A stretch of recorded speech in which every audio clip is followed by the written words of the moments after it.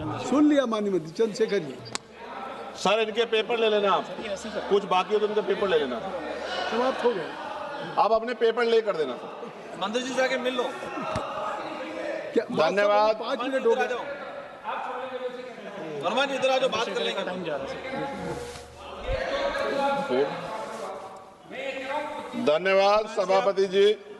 विकसित Bharat guarantee for रोजगार and आजीविका मिशन ग्रामीण पर मैं अपनी गंभीर आपत्ति और सुझाव रखना चाहता हूं।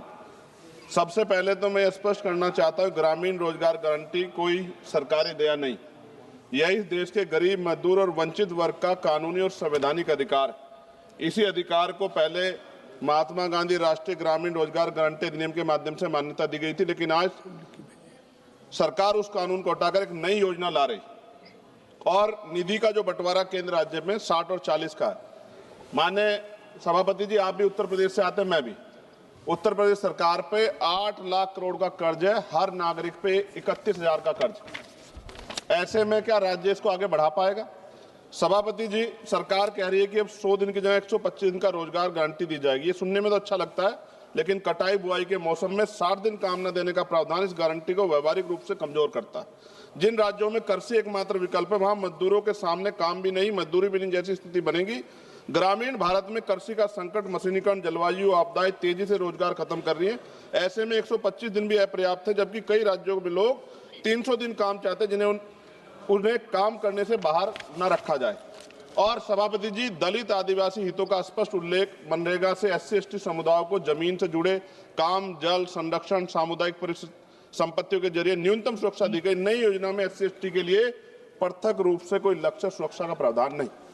और सभापति जी, आपदा के समय छूट सरकार की मर्जी पर, प्राकृतिक आपदा में छूट देना सरकार के विवेक पर छोड़ा गया, जबकि आपदा के समय तो सबसे ज्यादा बेरोजगारी, सबसे ज्यादा पलायन होता है। यह प्रावधान अधिकार नहीं, अनुग्रह बनता है। जब तक स्पष्ट जवाबदेही और दंड व्यवस्था नहीं होगी, ये प्रावधान सिर्फ कागजों में रह जाएगा।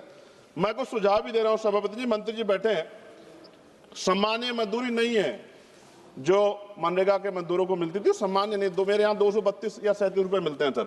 मेरी मांग है कम से कम 500 रुपए न्यूनतम मजदूरी दी जाए और रोजगार गारंटी बिना मौसमी शर्तों के लागू की जाए। रोजगार दिनों की सीमा राज्यों को बढ़ाने का अधिकार न्यूनतम 300 दिन और केंद्र तय करे, लेकिन राज्य चाहे तो 365 दिन तक बढ़ा सकते हैं और केंद्र अतिरिक्त सहायता दे।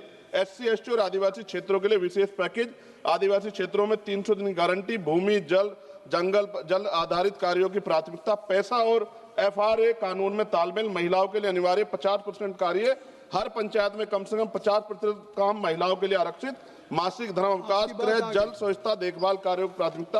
अंतिम पेज है सर। सभापति जी, काम तय करने का असली शक्ति ग्राम सभा, ग्राम पंचायत पे भुगतान में देरी होने के 30 सेकंड में खत्म करूंगा सर। भुगतान में देरी होने स्वतः मुआवजा अधिकारियों की व्यक्तिगत जवाबदेही तय की जाए।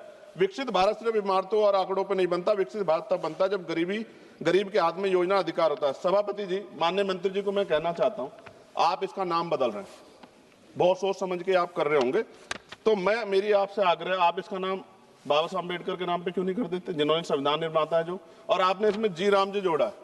अच्छी बात है, आपकी बहुत सारी योजनाएं राम जी के नाम पे है। मेरी आपसे मांग है, आप इसमें जी राम जी की जगह जय भीम जी कर दो, उसमें क्या चला जाएगा। आपको सबके हितों का ध्यान रखना चाहिए ना। मैं तो आपसे जानता हूं कि क्या था, मगर आपने उनके संविधान के साथ किस तरह का हाल करता है, ये भी तो हम लोग जानते हैं। सभापति जी, एक सेकंड भाई, मैं तो सुझाव दे रहा हूं। आप सर शेखर जी, आप चेयर को कहिए। हाँ सर, आपके माध्यम क्यों कहते हैं? नहीं, थैंक यू। आपने 30 सेकंड मांगा था, 1 मिनट सर, ये बीच में बोल गए, थोड़ा सा वो हो गया। सर मैं खत्म कर रहा हूं 10 सेकंड में। मैं उनको नहीं कह रहा, मैं आपके माध्यम से कह रहा हूं मंत्री जी को, सर ये देश देख रहा है, आप अगर महापुरुषों का अपमान करेंगे तो लोग इसका चुनाव के समय हिसाब करेंगे। मेरी बात को याद रखें। धन्यवाद।